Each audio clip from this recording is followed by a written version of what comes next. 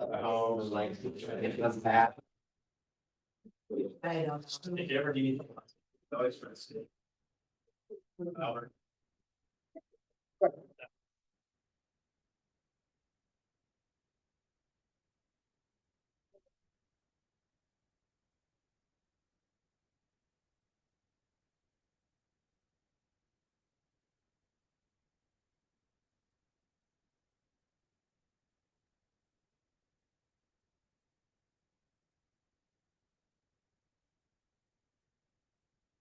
Remember which direction. One. Okay, I think that means that it's on.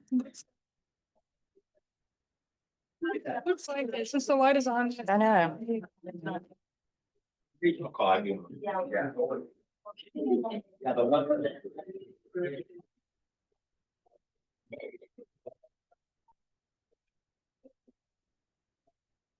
I have no idea. I've seen. Was it something that on the thing that we need to? Yes. I I thought there was some kind of audio setting on the, I did it, so. thank you. It'll make the whole thing go. Okay.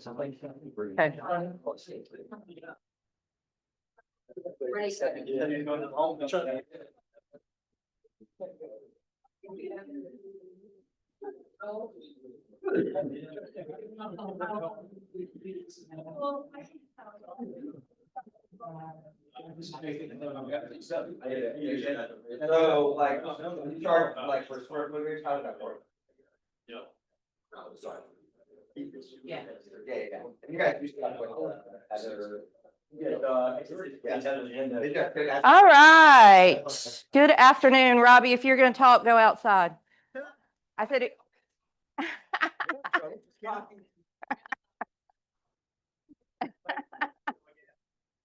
Thank you, guys. Thanks, guys. Yeah, thank y'all. Happy November. I know. Time flies, doesn't it? It's crazy. Yay. Time for turkey and all other kinds of things. So I'm going to go through some Dorify updates. Auto Assistant in Listing Manager is going to be launching on November the 10th. This is going to simplify your listing input and improve the data accuracy as well. It will pre-populate more information. Right now we have, there's the autofill that basically just gives you the address, the owner's name, limited. This is also going to pull from additional tax records as well, and geocode data, all of that. So now when you add a new listing, you'll complete a short guided form that gathers key information like property type, address, and geolocation. And then that information is used to autofill your listing. You stay in control, reviewing and confirming every field before publishing. Don't forget, though auto-populated data comes from trusted sources, agents are responsible for verifying the accuracy of listing data regardless of the source. Be sure to review any auto-populated information carefully before publishing your listing, particularly with, a lot of times we'll see this with the owner. Sometimes the tax records don't update as quickly as the owner updates. So just make sure that, and then that would affect your deed book and page as well. Forewarn is going to be down on Thursday. I know.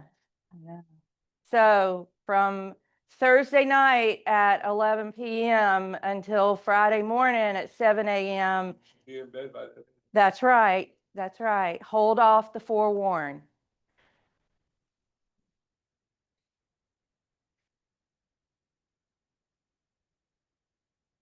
So a little bit about AI. So we all know that AI can be great.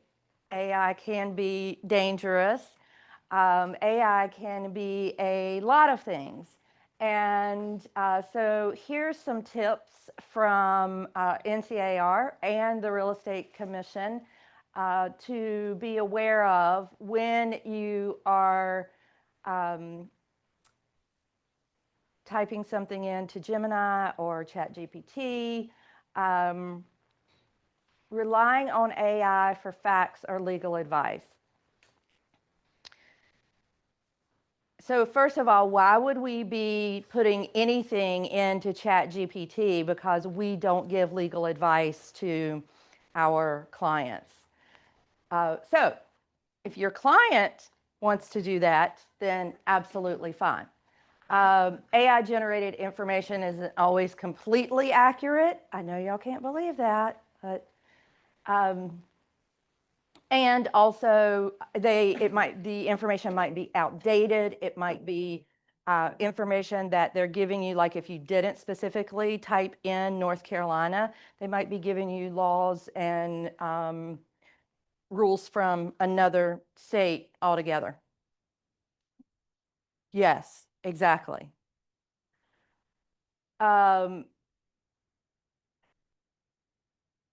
Always remember that from a legal standpoint, we have the legal hotline, the NCAR legal hotline, and we also have the Real Estate Commission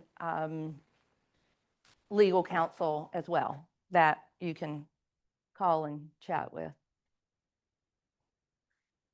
Yes, yeah. Their email is very responsive as well. I always like to call them and tell them something that I've found and how they should change it. And yeah, I know that shocks y'all. Letting AI write listing descriptions without review. So I know, a lot of times you're using AI to fluff that description up, just to make sure that you are reviewing it and reading it, particularly if you're then copying and pasting, because sometimes there's words that are repeated, and sometimes it'll look, an ampersand or something will come up when it's supposed to be something else. So make sure that you are reviewing and also that the information is accurate, because ChatGPT doesn't really know what your listing looks like. So just to make sure that there is an accurate representation of the property. Entering confidential client information, uploading clients' names, property address, or transaction details in AI tools can create privacy and data security issues. Don't put that stuff in there. I mean, if you got on ChatGPT, you wouldn't, and ChatGPT said, hey, Joe Don, put your social security number in here. We'll be buds forever. Would you do it? No, of course you wouldn't. Or listing, like property information, like there's AI that does CMAs now and everything. Yeah. Yes, but it's that's through a controlled platform. No, so I haven't done that. You're asking for a friend. Asking for a friend. Yeah. That's, Yeah. Okay. I got you. make sure he comes in. Um, I can't even spell AI. or pronounce it. was told yesterday it stands for absence of intelligence. So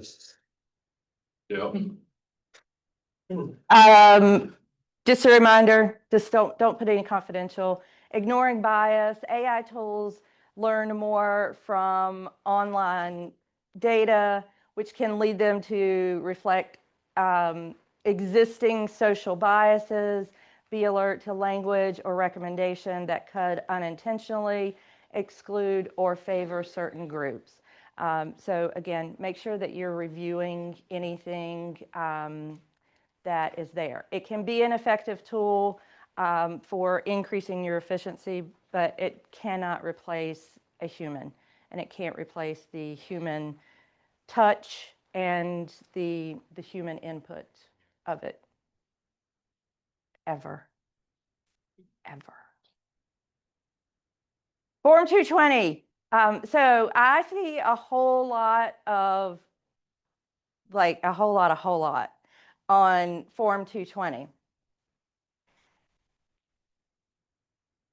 I'll talk about that after I go through this. So who needs to sign Form 220? Okay. You say. Yep.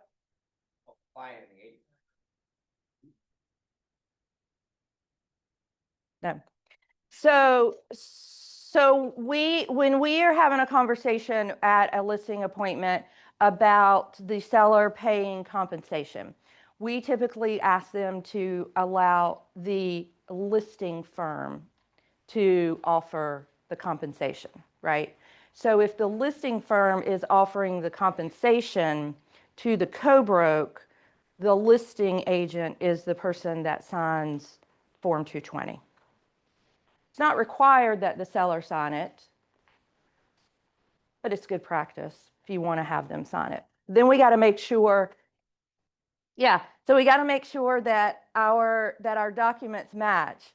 So our listing agreement has the box checked that says seller authorizes firm, and then our 220 has to mirror that the firm, because a lot of times what I see is on the listing agreement, sometimes the box will be checked for the seller, but then when you get to Form 220, it says the firm.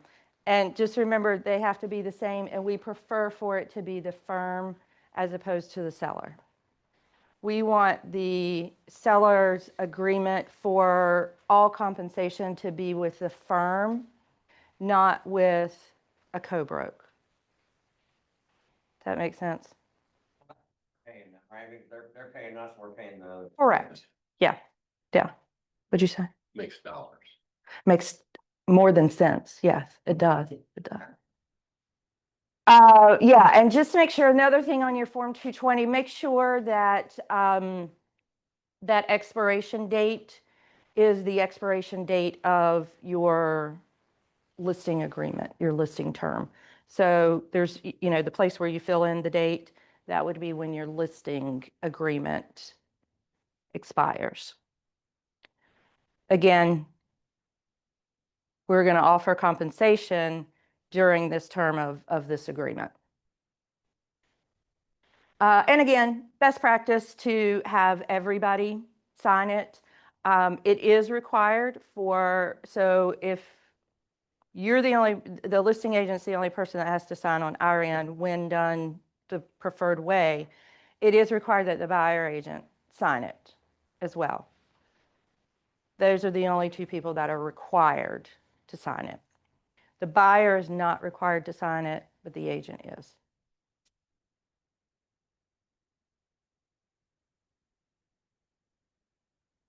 Fair housing. This is my defensible position.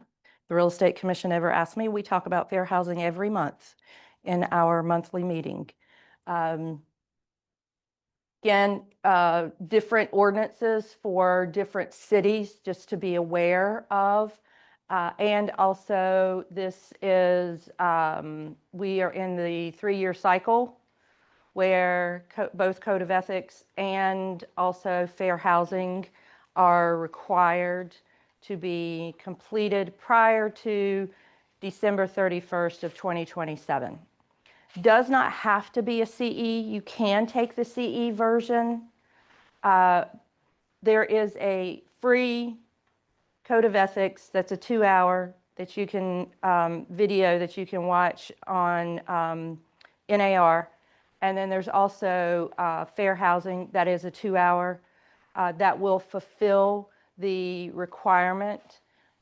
However, it does not fulfill the CE.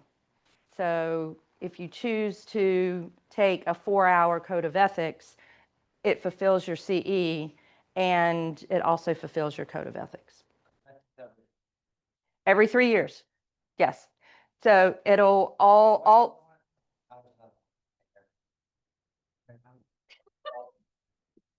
No, fair housing, so. I'm a little not paying attention, but you're calling. You're the Put your phone down. We're good, we're Put your good. phone down. You're the closest, just turn around and slap him. Hey, I'm here that, you know, are thinking if it is. Yes, I will. Ask him for a friend. Asking for Zach. I'm like, what? Are you looking at a different slide that I am? Yes, yes. From the Fair, yeah, 3 years, fair housing, code of ethics must be done by December 31st, 2027. It's the same size. Correct, yes. It can, It can be a CE, yes, second, same as the first. yes. sorry. It's okay. We good to move on, Robbie? Okay, And the chorus is almost always the same. yes. A little slow. Can a seller accept a buyer's offer after a listing agent makes a counter offer in a text message? So here's the scenario.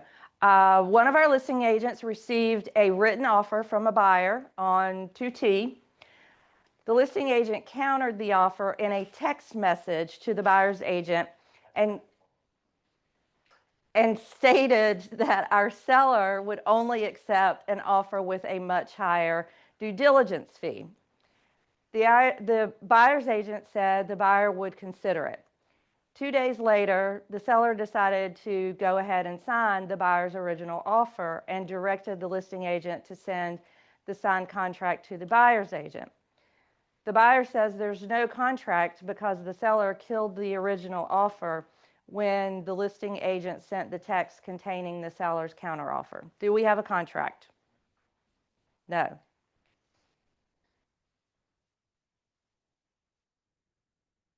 Do not. But does it happen? Quite often, Yes. along with verbal offers. Yes. The market was crazy, that happened all the time. You counter something, be negotiating another offer, come in, that person is mad because you took the other offer. We're talking about the original buyer's offer. Yeah, this would be the original buyer's offer. So for example, Mike gets an offer in on one of his listings. The seller's like, I'd like to have more due diligence money. So Mike's seller has a choice. Couple of things that can happen. It's all right. Couple of things that can happen. They can either sit on it and not respond at this point. If they're like, oh, well, we've got this other showing, let's wait and see if they make an offer or whatever the case may be. Or they can counter it. And the Real Estate Commission, of course, suggests that you use the notice to buyer form, memo to buyer, thank you, yes. Notice to buyer is money. So. Because it's worded, while this is not a counteroffer, the seller would find it favorable these terms. Yes, yes. So under North Carolina law, an offer can no longer be accepted after it has been rejected or countered by the person receiving it. The same is true of counteroffers, which can also be rejected or countered themselves. A rejected or countered offer must be submitted again to renew the ability to accept it. So if the seller said, oh, okay, we'll accept that, then the buyer is correct. There's not a contract. You could go back and say, okay, my seller has reconsidered. Would you please resubmit? Nothing that stops that seller from making the offer to the buyer there too. That's correct. Yes. Everybody's going, what? On the memo to buyer form, it says it's not a counter offer, right? Correct. So if it's not a counter offer, what does that mean? That mean It's just kind of a, a nudge. This is, hey, this is what I'd be willing to take, kind of thing, without actually countering the offer that came in. Yeah. So the offer, You're rejecting that first offer, correct? yes. So you're killing that offer by a counter, so then you can't go back and say, all right, just kidding, we decided. so why we could say it's not a counter offer then? It is a counter offer. No, No, because it's not killing that. if you have a counter offer, it's gonna narrow the scope of people that are playing. When you have a memo to the buyer, you can send them a message that says, I'll find these terms more favorable. But it also gives an option to the seller that if anything else comes in, they can accept that rather than wait for the response of the memo. So they still don't have a contract. It's not a Right. contract. That's why the first line is that, while this is not a counter offer, the seller would find these terms more favorable in this particular scenario. So it's giving them an opportunity to whittle it down. and make it- While still holding on to that offer. So if the As seller well. died, Never accepted the offer. Correct. so if the buyer doesn't respond in kind of the same scenario, and the seller comes back and says, okay, I've changed my mind, we'll take your offer. They can do it up with that one or no, With a memo, yeah. Remember, they can't. because it's not a counter. Correct, yes. Or if a better offer comes in, seller can take that one. True. Yes. So just a reminder, real estate brokers have authority to communicate offers, counter offers, and even rejections of offers. Under the law of agency, these kinds of communication by agents are ordinarily binding on their clients because the clients are directing the agent to to communicate the desires, what they want to do. However, a real estate broker's authority to communicate offers, counter offers, and rejections is not the same when it comes to acceptance of an offer. In most cases, a real estate broker does not have the authority necessary to bind their client to a real estate contract. So this is where, when we've got these texts or phone calls or whatever else going back and forth with each other, this is where I say, Robbie, the seller accepted your offer. Also, I'm gonna let the door under contract. That's great. Yeah, that's what we don't want to say. That's where we have to be very careful with that, because that essentially is me binding them to a contract that they've not yet signed. So we're not under contract. We have an agreement, yes. The terms are acceptable to the seller. Please send any, amended documents, or the seller will sign it as it's written, and I'll communicate to you once it's fully executed. Under contract, so it's been signed by both parties and communicated back. That's correct, yes. So I think that agents misuse those words a whole lot to, to say, I mean, I know there've been many times, I've had many thousands probably conversations where the agent was like, well, you said the seller accepted the offer. Now, I never told you we were under contract. I said, the seller verbally accepted the offer. We're not under contract. It's those situations where another offer comes in, whatever the case may be, that until that seller signs it, then, so again, just be careful with your wording in,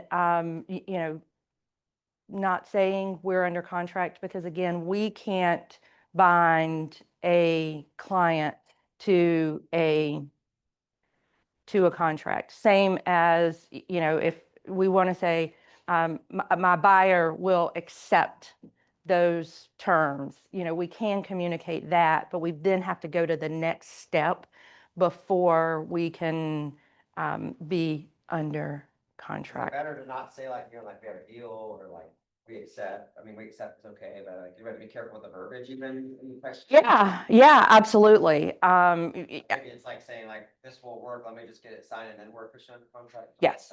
Yeah. I think we all make that mistake, like I'm gonna deal with Joe Don, I said, we have a deal. Well, it used to be that we present offers in person and get it all done right then and there, so you don't Yeah. take that chance. Yeah. But because of the digital age with DocuSign and all that, that's gone by Why the is it gonna take me wayside. the commission, because we were negotiating, got another contract. They Yeah, accepted. we I've get never them accepted all a in contract. the same room or in separate Yep. rooms, and we take it back and forth until there's agreement, we sign it right then and there. It should Then you be can say you're easy under. with electronic, that like you get the signatures like that. Well, Yeah. you There's more of a headache now versus like when we started, you had to like go to the bank, get the signature, you drop off the earnest, do all that. And I feel like I had less headache dealing with like deals like happening like that. That was back when they had fax machines. A what? Oh, what? Yeah, in the dinosaur ages, thing, probably appreciate that. Put out 3 copies, one for everybody. Yeah, I had a situation where we were under, everything seemed like we were under contract. She had communicated that she was waiting on their signatures. And then I really felt like she was holding on to the contract that her seller signed to renegotiate our compensation. At that point, is that, I guess I didn't know what to do in that other than had to change my compensation. Until you receive the signed paperwork, it's not a contract. now, in my opinion, do I think that it's shitty? Yes. Yeah. Yeah, So, Yeah. Than an email train or, right. trail. and I think that you can always, the 220 can now be part of the offer to purchase, but I probably would have said, let me know, give me the signed documentation so that I know we're under contract, and then I'll negotiate compensation from there. Yeah, because the compensation was already signed. But at that point, I'm like, she's holding. Mm, Yeah, it is pretty crappy, yeah, but it happens. yeah. Pretty sure things will happen. Then that agent gets put on your list. Yes. You don't have a list, you do. No, you Me- don't wanna be that. Me agent. neither. You don't wanna be that agent.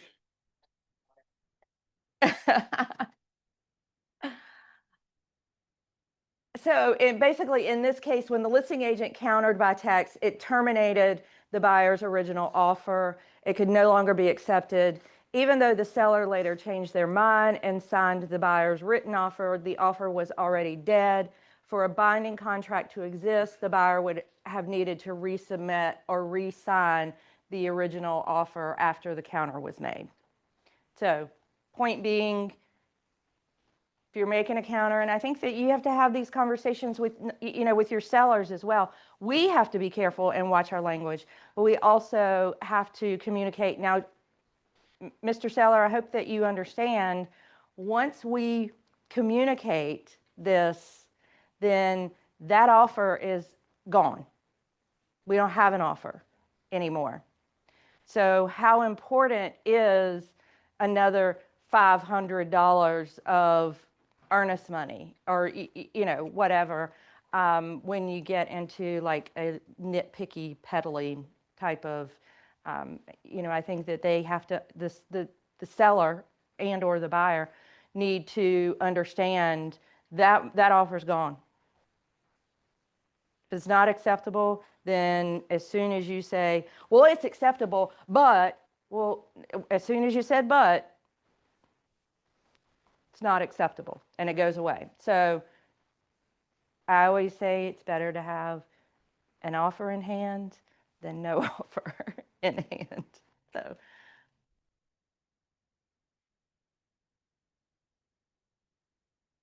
So, I mean, if you've got some, if you've got some extra time and you want to take the time to read the North Carolina Real Estate Manual,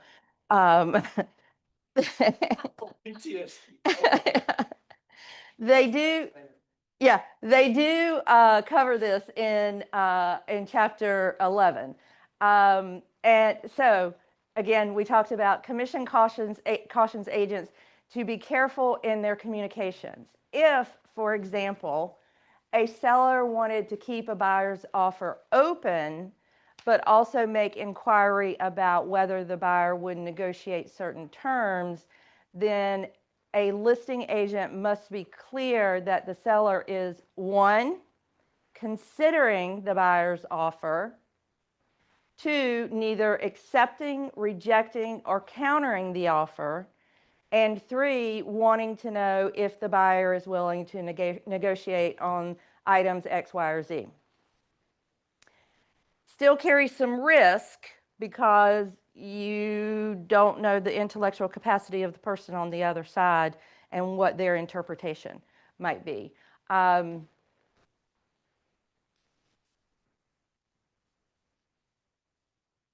So, you know, a buyer or a buyer agent, even though I'm very clear in saying the seller is considering your offer, they haven't accepted it, they haven't rejected it, and they're not countering it right now. What we want to know is, would you be willing to negotiate on these items? And that's where we can, and then this is where the Form 340 comes in. Response to the buyer's offer.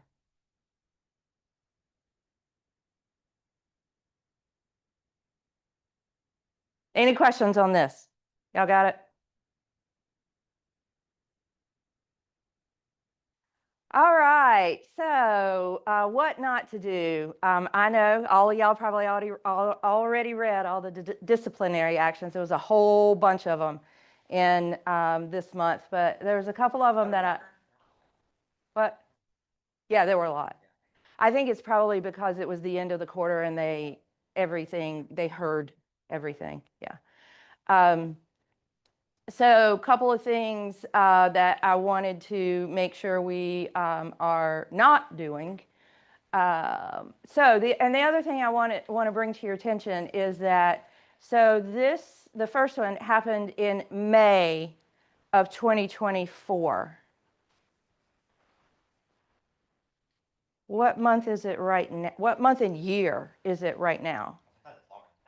Oh yeah, for sure. But just know, like, that's a long time to have this held over you. And The transaction was in 2023, yeah, Probably. yes, yes, so 2 years, roughly. yeah. This person was the listing agent for a licensed seller of residential property located in Charlotte. The seller indicated no representation on most items on the residential property disclosure. The agent conducted no independent verification, leading to the failure to disclose that the property was in a flood zone and a regulatory floodway, and that renovations were severely restricted. Y'all feel a little bit better about having to put the flood map in command right now? Why would you?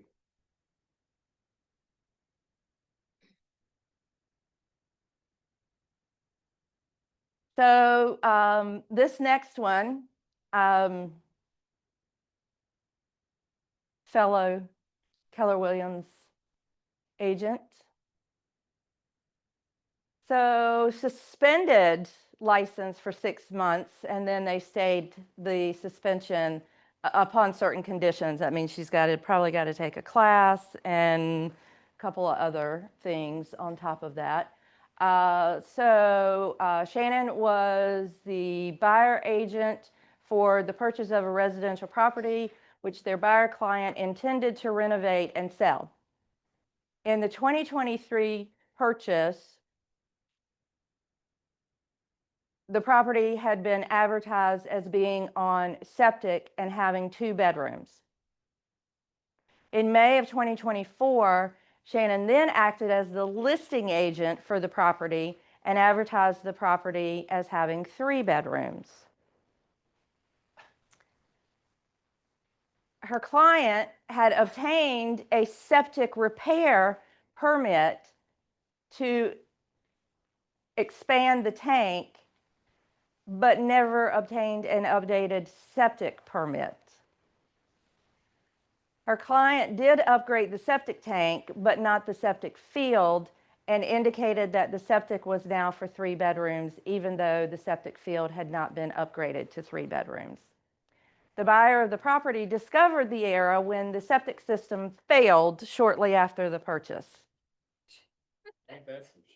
Yeah, literally. Yes. So again, this goes back to reporting, number one, doing our due diligence and our research, and also not relying on necessarily our seller, because sellers lie. In case y'all didn't know, sellers, Or they just don't know. they don't know. Most of In this case, this person knew. However, the agent should have asked for. that is clarification. exactly, that's the whole point of it, is to go, where's the permit? You know, we have access to environmental health permits and all of that. Where did that happen? It didn't. Well, okay, well then I can't advertise it as a 3 bedroom.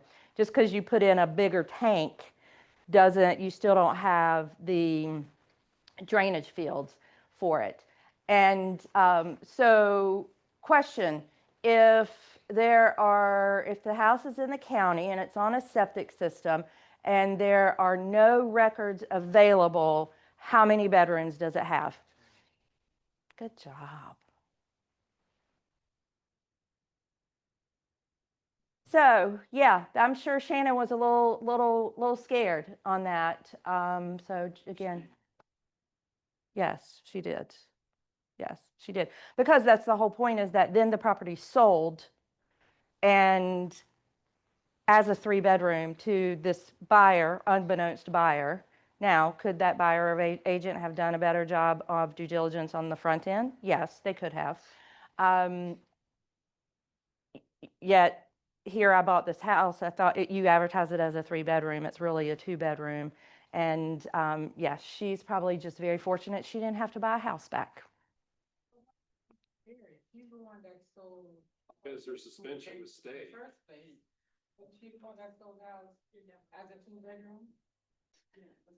Her buyer, so she was the buyer agent. Her buyer, who was an investor, bought the property as a 2 bedroom. Yes, but then he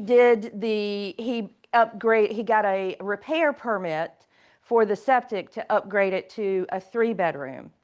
He repaired the tank, but he didn't add additional lateral lines for it to truly be.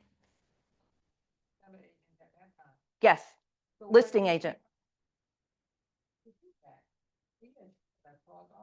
Yes, exactly. Yeah. Why? Because she's the one that sold it as a 2 bedroom before. She bought her buyer. Yeah. I mean, Yes. she knew about it. Yes. Yes. So the first question should be to the seller, where's the permit for the 3 bedroom? Yes. Exactly. Yes. Typically happen, it's got a 2 bedroom perk, they're saying that soil can only handle the dissipation in 2 bedrooms, so how? She should have known that you can't go from 2 to 3 just. You can. Yeah. I mean, it's For the soil? particularly. Yeah.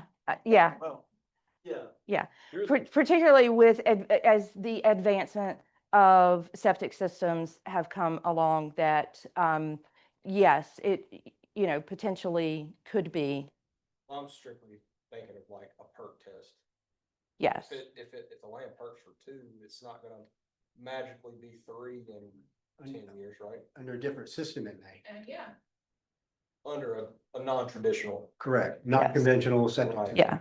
Or you also have to think about, when the house was built, maybe they only did a 2-bedroom. They didn't need a 3-bedroom because they were only building a 2-bedroom house or putting a 2-bedroom trailer or whatever they were doing with it. And so in order to save that $100 and not pay for a 3-bedroom, we just gonna pay for the 2-bedroom.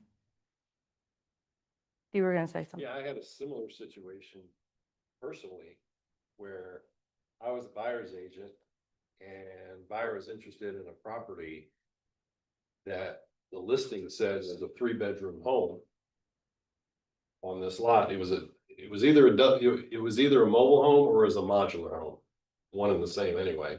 No, they're not. Well, for the purpose of this story, Okay. we go under contract and find out because the listing agent hadn't uploaded the septic well and septic permit. We went by the listing information in the multiple listing services, a 3-bedroom, and then found out while the buyer was under contract that it was a 2-bedroom. And then they wanted to terminate the contract. Do they get their due diligence money back? Yes. Yes. Now they Should. do, but back then they didn't. Yeah. And it was a big stink.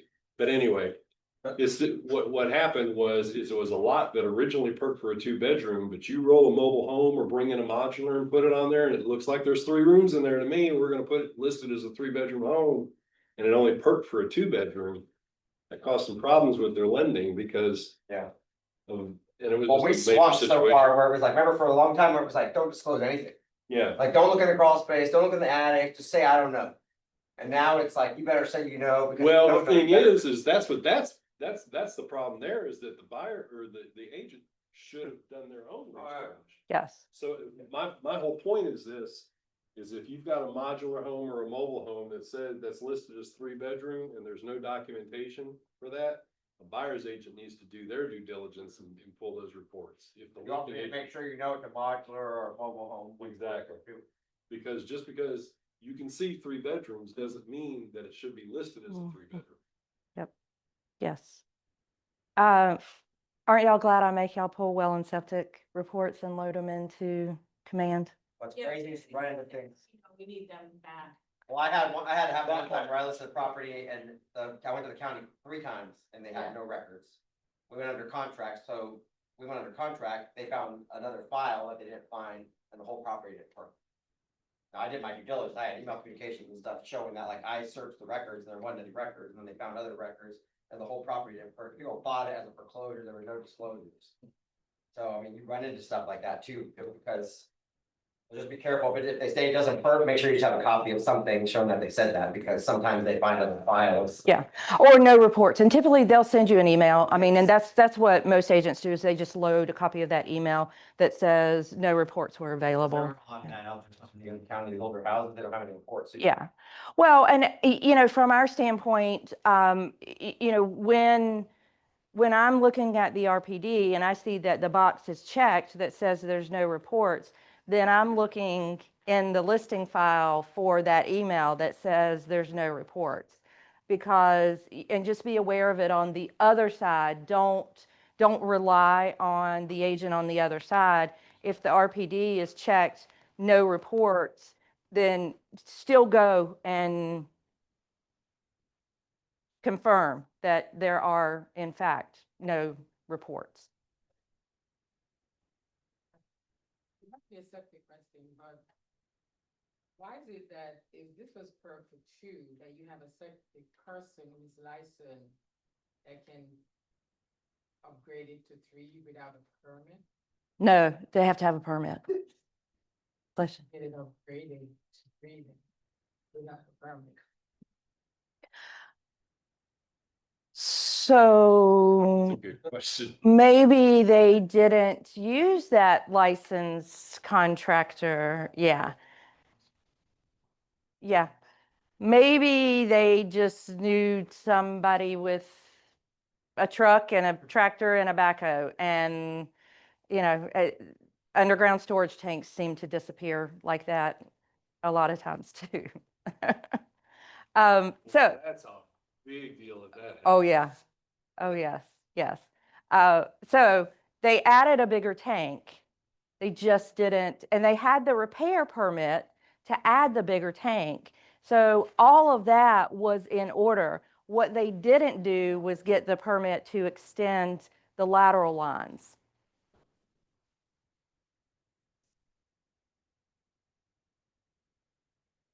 Maybe, maybe not, because they had a permit to repair the tank. Kind of tricky, because if I'm a licensed septic person and I know the house is for two, and you're asking me to give you a third, but I know it's not per for the third, why would I? The septic person, all they're doing is replacing the tank. Yeah, that has nothing to do with what it perks for. Right. The tank and the perk are two different things. That's what I was talking about with the dissipation. They, It they doesn't see, just magically go from 2 to 3. No. That you can put a bigger tank in there, it's gonna hold more water. But the dissipation is where the, And that has to do with the soil, lots of other deals. to get- Okay, so the person who is doing the tank has nothing to do with. No, what not it is. necessarily. Okay. And sometimes these handymen, they don't like to go through the proper procedures Mhm. because it's a lot of Yeah. red tape and stuff. And so Yeah. they just want to get the or job the done and homeowner get is supposed to paid. do everything themselves. and because the county And they takes think they're a forever. contract. The what? And because the county takes forever. Oh, yeah, exactly. My in-laws just waited like 6 months to get their septic repaired. Yeah. Yes. Okay, our Carborough friend, what did he do?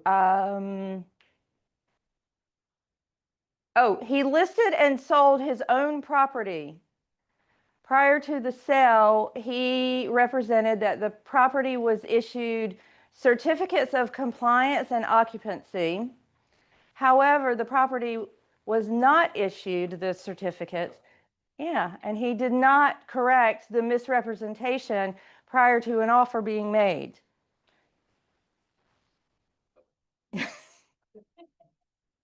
Yeah. So not only did he lie, but then when he got caught in the lie, he didn't change the lie. That's like when I took my real estate class and Everett Mogul, may he rest in peace, Mm. our instructor. And he says that the 2 types of misrepresentation, if you were to go to prison for it, which would you rather it be for? Negligent misrepresentation or willful misrepresentation? And he says, always go for willful, because otherwise you're a dumbass. Yes. So, so just a reminder, if you are selling your own property, as a licensed real estate agent, you cannot answer no representation on the RPODs. Yeah. no, seriously, there was a seller recently that is licensed and checked, no representation on everything. Yeah. Oh, I know. Right, North Carolina is not the state anyway, It so happened. why? I've seen that. North Carolina. Yeah, but it doesn't allow you. They told me that the investors that check no representation, investors that do a flip, You know they know.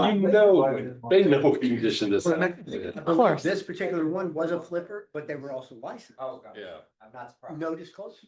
That's okay. There's no way they don't know. exactly. They won't buy a Yes. house not knowing what. Yeah, I know. Yeah. So for example, I am getting ready to put on the market our flip house that we're talking about, flip houses. Well, Karen doesn't get to check no representation on anything. I'm like, what's that crawl space look like, babe? Because I'm not going under there. But again, we have to disclose. And yeah, and any repairs that we did as well. Yes. I just got a quick. For a friend. As the broker in charge, you feel like, and I felt like this going through post licensing, do you feel like they talk out of both sides of their mouth? Yes. Because I feel like one side I read, let the buyer beware, and the other side is like, you better have Exactly. coveralls going underneath that crawl space to find stuff. And the bigger thing is they way overstep their bounds from what they're supposed to be doing. I mean, do you feel like that? If you, when you're reading this stuff, do you feel like they talk out of both sides of their mouth? On occasion, I think that there are a lot of agents out there that either A, are not trained and they don't know what they're doing and they don't have adequate supervision. We can save those people. Keller Williams can save those people with our training and everything that we do. Then you've got these people over here that they don't have any of that stuff, but they don't want it either. It's like, Wow. Oh, we'll be on that side of the aisle. oh. Yeah, I mean, I think that there are plenty of rogue agents out there that are doing things that they shouldn't be doing, that they know they shouldn't be doing it, but then they play dumb. Oh, I didn't know. And so, I do think that sometimes people make mistakes and they aren't aware of the mistake, they didn't know. And then other times I think it is malicious. Yeah, willful. Mhm. So it is buyer beware. However, the real estate commission has cautioned us and advised us to do our due diligence. Yeah. Yes. So they put it on us. Yes. Do we have to crawl the crawl space? No, we don't do No. that necessarily. But we should know what to look for. We should know what to look And for. we're the more dangerous agents because we've been licensed for 10 years, 15 years. If anything, a pre-listing home inspection. The more of these smaller boutiques pop up, the more broker charges they have, they're really just They've naming got somebody, somebody they're at not. Sky that they will. Yeah. My list is getting longer. I'm gonna get them to come back down to earth. And there is a name. Yeah. All right, let's see, a couple more. I know. Chad's really got it. Oh, Chad's in trouble. Let's see, Michael, acting as a buyer agent for a client who wanted to buy a residential property for the specific purpose of renting it, and then failed to confirm whether the neighborhood restrictions allowed owners to immediately rent the properties after purchase. Certain covenants and restrictions were provided by the listing agent in the MLS listing, but they did not include recent amendments that contained the restrictions, which the agent did not discover until after closing. So a couple of things. Number one, be aware of what is the purpose. What's your buyer buying this property for? If that's a material fact right there. Because if that would impact whether the buyer purchased the property or didn't purchase the property, it becomes a material fact. We do have a subdivision close by that has that restriction And it's following, in Stony Creek. I know there's some that in Gibsonville. But that it's still, have that. Stony Creek. Yeah. Set that in place. Their HOA set that in place not too long ago. It cannot be rented for the first year.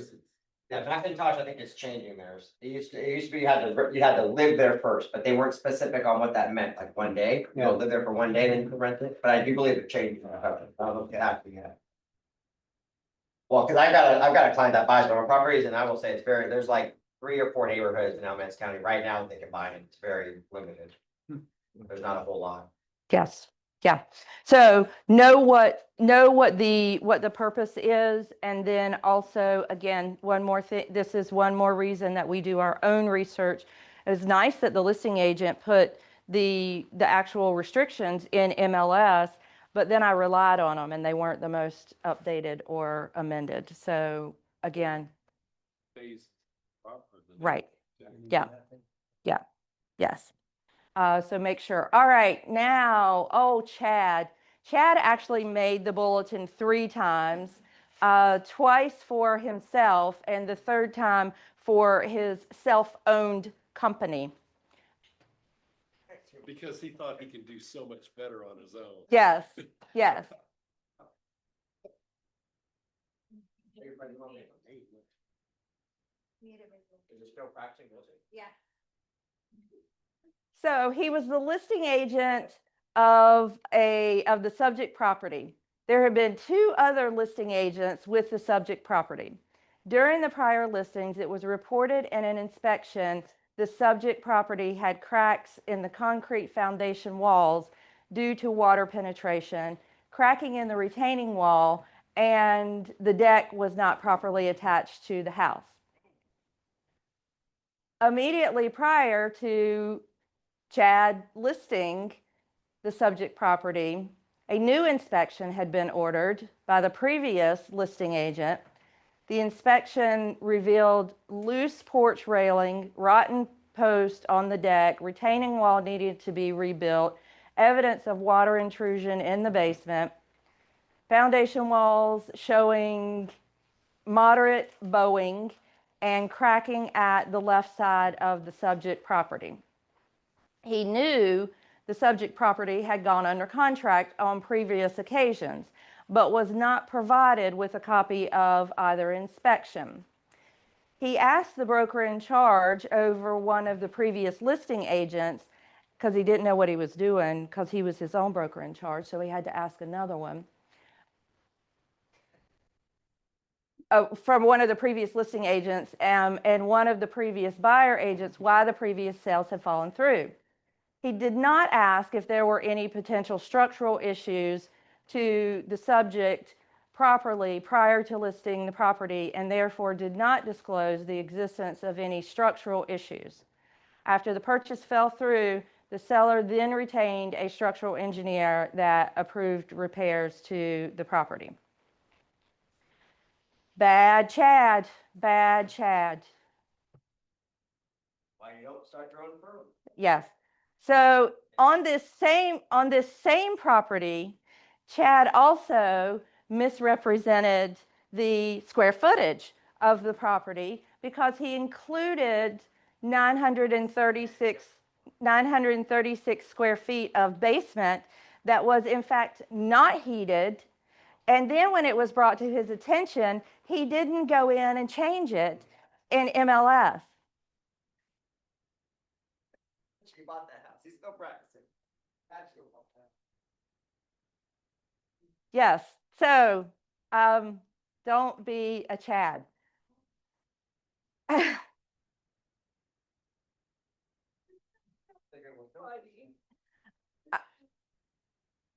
So are we asking questions? I mean, if we're the 3rd listing agent on a property and you can go into MLS and you can pull the history of that listing and you can see, oh, it was under contract and then it went back on the market. And then, okay, so what I'm doing, number one, I'm asking my seller, where's your inspections? Where's your home inspections? Why did it fall through? Why did this one not work out? And again, this is where sellers lie. So the second thing that I'm doing is I'm calling the agent that previously had the house listed. Hey, did you guys do inspections? Yeah, we did inspections, blah, blah, blah, blah, blah, blah, blah. Would you be willing to share the report with me just so I can properly disclose? So just having those conversations. I said immediately prior to Kiger's listing of the subject property, a new inspection had been ordered by the previous listing agent. Why would they have done that? They want to get him? I don't know. They have a vendetta right now. They have. Apparently so. Yeah. Oh, I can tell you. They do. Trust me. So also make sure that we are reporting correct square footage. You are responsible for reporting correct square footage. Therefore, hire Laurie Jarrett. And it takes that liability off of you. And in Dorify, they actually have a section like where it says square footage. You can put appraiser where it'll. Well, we're at the 65, 85. Oh my gosh, yes. Yes, yeah, absolutely. I If started back in the day. We did all our own method. Oh, yeah, well, no, I know. Don't do that, like, if you wanna know why, I can tell you why. It's worth it. I'd save a lot of money if I could have bought a lot of things. Yeah, I gave my commission up on the house one time because I missed the room, so, yeah. So, Yes, admit it. yes. So hire a professional. If it's a box and you're like, hey, I can do this, then that's fine. We do not go by tax record. Tax record is not necessarily correct. The agents that do that, per tax. Yeah. Square foot.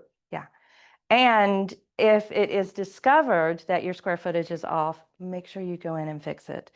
Like with anything in MLS, make sure you fix it. And same thing with RPDs. Once we have inspections, then we got to get an updated RPD, right? Yes, because something showed up on there that wasn't, that we didn't. No, the property, you still have it listed. Right, but I'm saying if it's under contract, during the contract, something comes up on you go change the RPD before closing? Yes. and then we- Yes. Yep. Oh, gosh, okay. Good to know. That was something like that. I didn't know that. ATC. Yeah, I know. And then,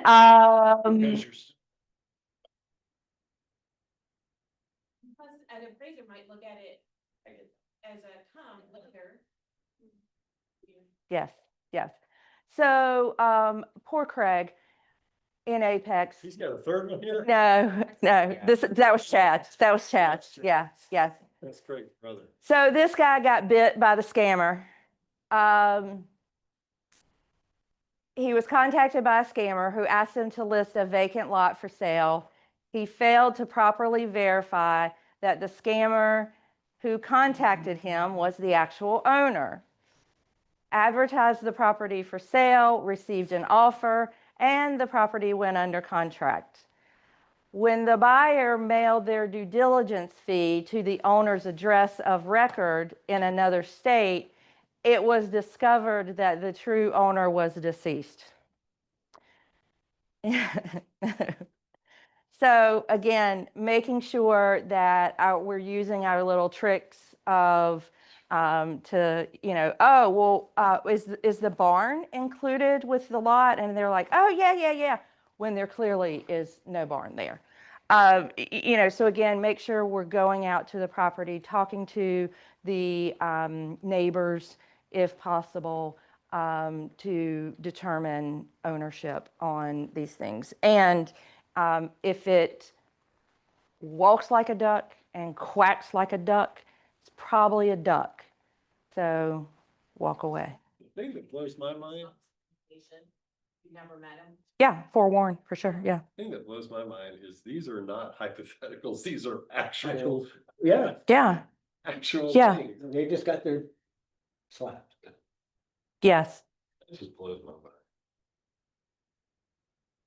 I'll give you the answer.